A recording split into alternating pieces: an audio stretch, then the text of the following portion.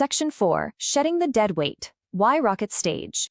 So we're flying fast, but we run into a huge problem. Most of the mass of a rocket sitting on the launch pad is just the sheer weight of the fuel and oxidizer. As you burn through all of that, you are left carrying these massive, heavy, completely empty metal tanks.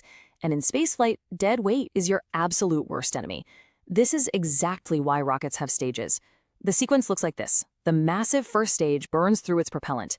Once that huge tank is empty, it becomes dead weight. So you separate the hardware. Explosive bolts fire, the massive empty stage falls away, and a smaller, upper stage engine ignites to continue the acceleration. Now, you might be thinking, wow, we are literally throwing away millions of dollars of hardware. But physically speaking, to actually reach space, it is completely necessary to improve what aerospace engineers call the mass ratio. The math here is actually pretty simple. A lighter rocket equals a drastically faster rocket. As the propellant is consumed and those empty stages are dropped off, the overall mass of the vehicle drops dramatically. But the thrust of that upper stage is still pushing incredibly hard.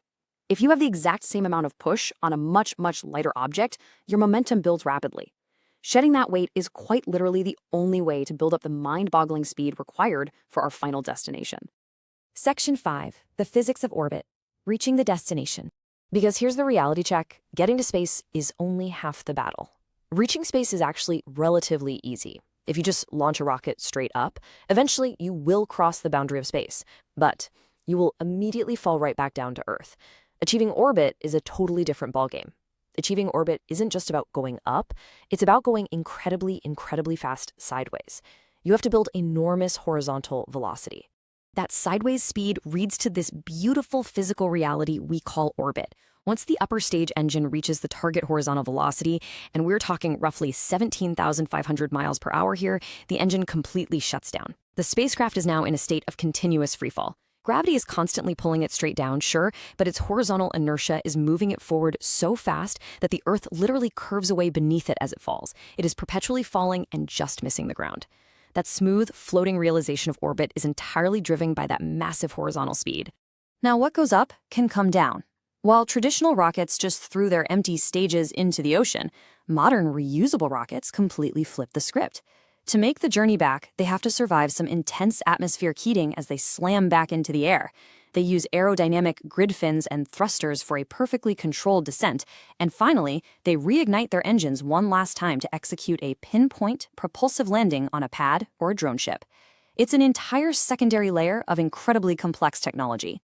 Let's do a lightning-fast recap of this entire beautifully interconnected system. We started with volatile propellants.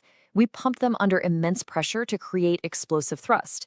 We used advanced guidance and thrust vector control to steer the vehicle through a literal vacuum.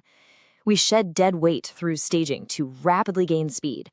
And finally, we translated all that kinetic energy into the extreme horizontal velocity required to achieve orbit. Listen, if there's one thing you remember from this explainer, let it be this fundamental truth. A rocket doesn't push against the air. It pushes itself forward by throwing mass backward.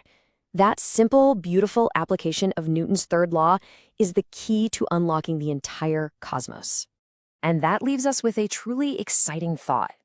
Now that we have reusable rockets mastering these physics, radically lowering the cost of access to space by landing and flying again, what limits will we break next? Are we looking at cities on Mars?